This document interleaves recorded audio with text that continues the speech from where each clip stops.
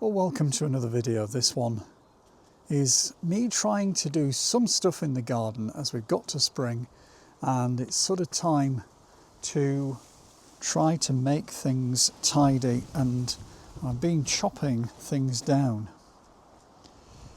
Here is an absolute pile of box hedge cuttings. Basically, I had two huge box hedges there in the garden, and basically I had two huge box hedges that I put in there, and I've had to cut them down to make some space because I'm kind of working out with all the camping gear that I have. You know, you end up with like multiple awnings, you've got various and there we had the wind blowing over some of that hedge that I've chopped down.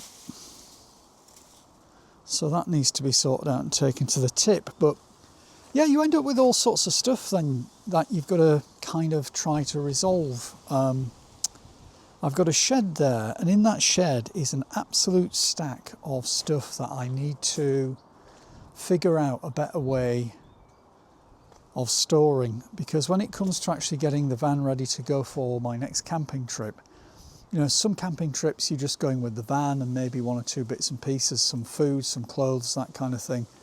And then in other cases you are dealing with things like, am I taking my Aquaroll, am I taking the Wastemaster with me, am I doing some of the things that typically would be campsite related, so you know, going to a campsite and having all the bits and pieces there, like the awning for example, and all the stuff that comes with that. You take those like rugs that you throw out, you've got the carpet for the awning, you've got all those different things, and they're all kind of stuck and stored in that one shed at the minute because my garage has already got motorbikes and various things in it. So it is all a little bit kind of up in the air at the minute. And there's Archie playing around in the garden, and so I need to try and work out how do I sort that out. So I'm thinking, do I get rid of that shed and then get like a bigger shed that fills that entire space there, or do I get another shed and it kind of goes in the back corner there in that corner of the garden? Or I even thought, do I get the garage kind of extended so that that shed comes down and then the garage kind of goes along there, because that garage has been there now for well over 25 years and there's just not a lot of space in it. You know, by the time I've got the motorbikes in there with some tools and bits and pieces and some more camping gear, that shed is kind of completely used up. Sorry, that garage is completely used up and the shed is completely used up. So is it bigger garage, new shed, extra shed? Don't know.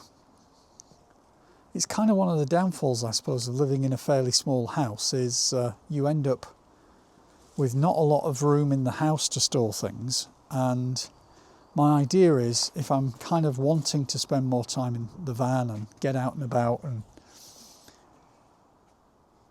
do the kinds of things you do that don't mean you need a bigger house and you're staying at home all the time, then that also comes with having a smaller house and not a lot of room to store stuff. So yeah, I just wonder sometimes, it's like, is it better to sort of buy a piece of land and just somehow, well, I have looked into buying a piece of land, and the downfall of that is that you can't really live on it.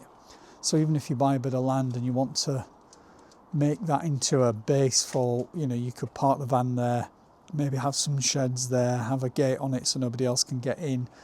But part of the problem is then that you have to have certain planning permission to do that, and it's very, very rare in the UK. So yeah, that's my weekly thought, my weekly waffle, and trying to figure out what I actually do as I contemplate getting more storage, getting more room, and of course if it was buy a new house, buy a bigger house, I'd want to buy something a little bit further down south rather than up here in Yorkshire, because it's not the warmest and driest of places. Although having said that, looking recently at some of the flooding and weather conditions in places down south, maybe actually nowhere now, or many places in the UK are subject to flooding.